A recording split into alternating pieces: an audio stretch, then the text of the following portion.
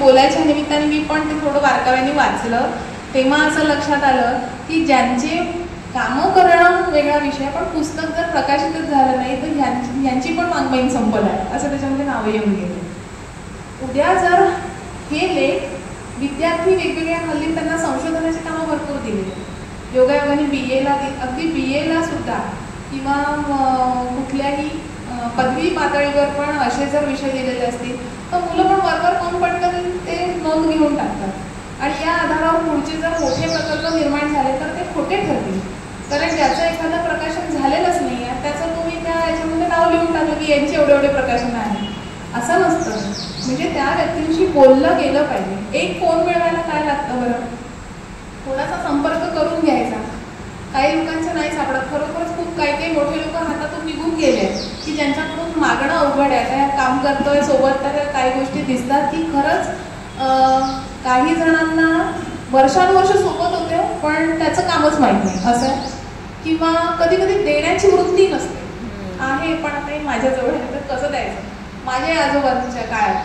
पण आता स्वतःच इतके म्हणजे जवळजवळ 90च्या घरातले असतील तर देऊन टाकावं. कारण गरज ही आहे की त्याच्यामुळे जर पुढची पिढी संवर्धनाचं काम करत असेल तर आपलाच इतिहास जो आहे तो संवर्धित होणार असतो. आपण बघतो की भाषांचा खूप मोठा आपल्या साहित्यावर आणि एकंदरच जे काही भाषा वाङ्मय व्यवहार चालतो त्यावर खूप मोठा परिणाम आहे. प्रथा परंपरांवर जसं आपण फारसी अरबीचा प्रभाव दिसतो. उदाहरण द्यायचं झालं जसं तख्तपोस वगैरे शब्द आपल्याला असं तर तख्तपोस आपण म्हणतो. पण मुळात हे त्या वेळेला आपल्या राजवटीत ज्या आपल्यावर गाजवल्या आणि तिथून आपल्याजवळ शब्द व्यवहार आले. छत्रपती शिवाजी महाराजांनी पण भाषाशुद्धीचे प्रकल्प पुढे चालवले. पुढे स्वातंत्र्यवीर सावरकरांनी आपल्याला कितीतरी मराठी शब्द दिले.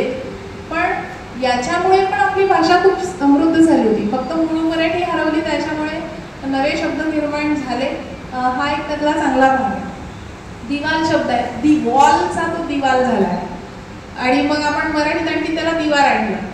तर असे खूप छोटे छोटे आपल्याला मजेदार शब्द जसं खुर्द आहे, बुद्रुक, बुजुर्ग असं. तर हे सगळे आपल्याला शब्द दिसतात की ज्याच्यामध्ये वसाहतीच्या एक्सटेन्शनमधून आपल्याजवळ ते आलेले शब्द आहेत. किंवा असे सांस्कृतिक संदर्भ पण सापडतात की ताडोबा हा जर गोंडांचा देव आहे तर त्यावेळेला गोंडांचं राज्य जर होतं तर जो राजाचा देव असेल तो प्रजेचाही देव असेल. त्यामुळे वाघ हे सगळ्यांचंच दैवत असे आपल्याला संदर्भ सापडतात. त्यामुळे या प्रथा परंपरांचे सामाजिक संदर्भ जाणून घेऊन त्याच्यावरचं लेखन होणं आणि त्या प्रकारचं वाचन होणं, त्याच्यावरची चर्चा होणं अपेक्षित असतं. या व्यतिरिक्त आपल्याला छोटे मोठे असे शब्द दिसतात. काही गावांचे नावं असतील. आता येता दिसलं की घोडपेठ दिसलं. आता येताना म्हणले घोडपेठ काही कारण असेल ना त्याला, तर ती बाजारपेठ होतीच आणि त्याच्यामध्ये घोडे व्यवसायाचे वगैरे असा एक संदर्भ निघाला. चकनिंबळा हे गाव आहे.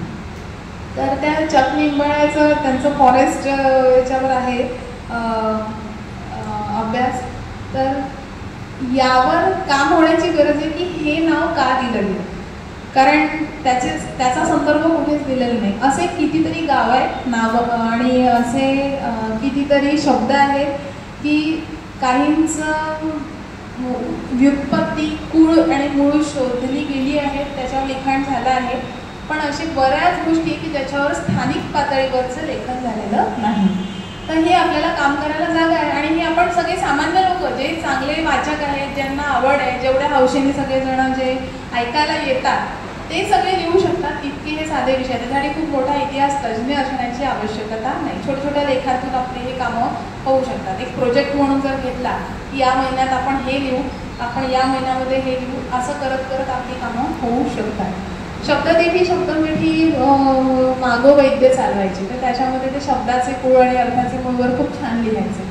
हल्ली आता आपल्याला असं दिसतं की फेसबुकवर किंवा यूट्यूबवर पण बरेच असे शब्दांची आवड असणारे संस्कृतीचे अभ्यासक असलेले लोक पण त्यावर लेखन बोलून त्या गोष्टी लोकांपर्यंत पोहोचवण्याचा प्रयत्न करत आहे.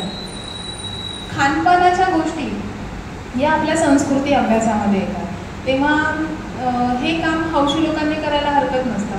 तुम्ही एपिक नावाचं चॅनल बघत असाल तर त्याच्यामध्ये खाद्यसंस्कृतीवर असतं की आज आपण काय बंगालची खाद्यसंस्कृती, मग त्यातल्या एका छोट्या गावामध्ये असलेली खानपान संस्कृती, असे वेगवेगळे विषय येतात. आपण आपल्या स्थानिक पातळीवरच्या याच्यावर काम करू शकतो.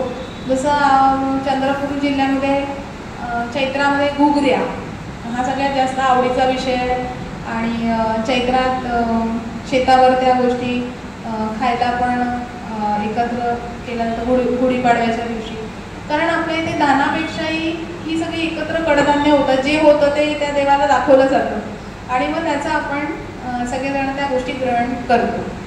आणि मग त्याच्यातून पण आपण त्याच्या पाळण्याखालच्या घुगऱ्या खाल्ल्या आहेत का असे जेव्हा काही वाक्प्रचार येतात त्याचे संदर्भ आहेत की ह्या सगळ्या आपल्या सहभोजनाच्या आणि त्या धान पिकाशी संबंधित आमच्या सणवारांशी त्याचा संबंध आहे आणि म्हणून त्या गोष्टींची निर्मिती झाली.